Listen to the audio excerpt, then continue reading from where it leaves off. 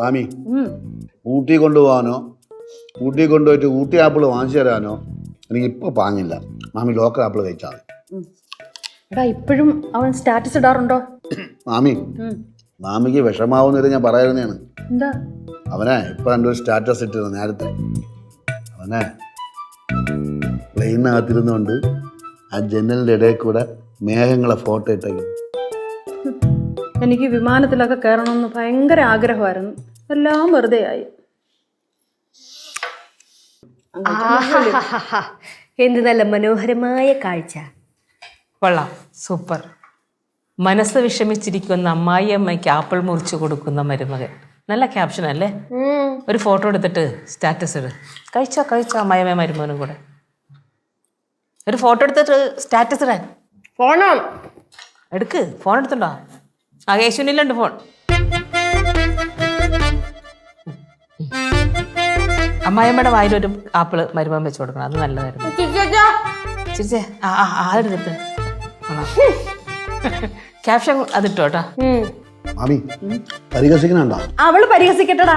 എന്റെ വിഷമം അവക്ക് മനസ്സിലാവണമെങ്കിലേ കേശു ഒരു കല്യാണം കഴിക്കണം. എന്നിട്ട് എവിടെ നിർത്തിയിട്ട് അവന്റെ പെണ്ണിനെയും കൊണ്ട് അവൻ പോണം. അപ്പം ഇവക്ക് മനസ്സിലാവും എന്റെ വിഷമം എന്തുവാന്ന്. എന്തിന്? എനിക്ക് എവിടെയെങ്കിലും ടൂർ പോകണമെങ്കിൽ ഇത് എൻ്റെ ഭർത്താവിലെ ഇരിക്കണം. ഞാൻ പറയും അങ്ങനെ തന്നെ ടൂറിന് കൊണ്ടുപോകും.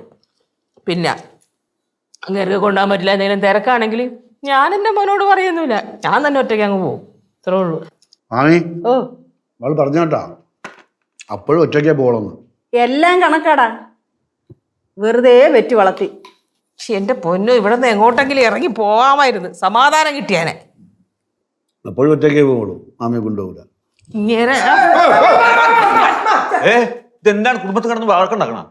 ചേച്ചി ഒന്ന് വിട്. ഒരു ശാന്തി സമാധാനമൊക്കെ വേണം കുടുംബം പോകുമ്പോ. അയ്യോ വിപ്ലവ സിംഹമേ, കഴിഞ്ഞ പ്രാവശ്യം വന്നിട്ട് രമ അടിച്ച് രമ കുത്തി രമായിട്ട് പ്രശ്നം ഉണ്ടെന്നൊക്കെ പറഞ്ഞിട്ട് ഇപ്പൊ എന്ത് ആശ്വസിപ്പിക്കാൻ വന്നേക്കണ? ചേച്ചി ഞങ്ങൾ തമ്മിലുള്ള പ്രശ്നമൊക്കെ തീർന്നു. ഞാൻ രമേനെ വിളിക്കുന്നുണ്ട്. രമ വന്നു കഴിഞ്ഞ് ഞങ്ങൾ എല്ലാവരും കൂടി ഒരു വലിയ ട്രിപ്പ് പോകാനുള്ള തീരുമാനം. ആ നന്നായി ജയന്ത, നല്ല തീരുമാനമാണ്. സന്തോഷമായിട്ട് പോയിട്ടോ.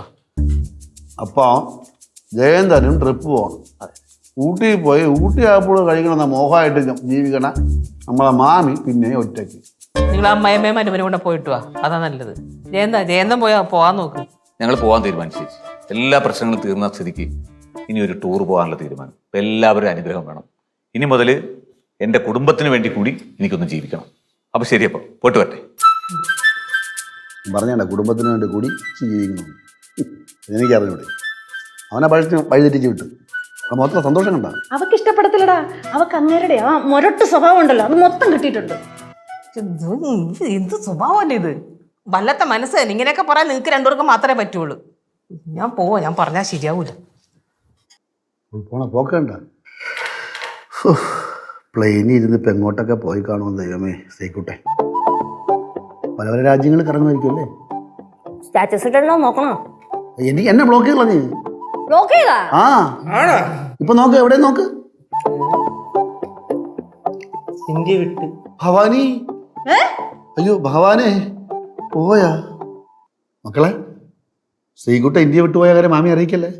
ഇല്ല അച്ഛാ, അറിയില്ല.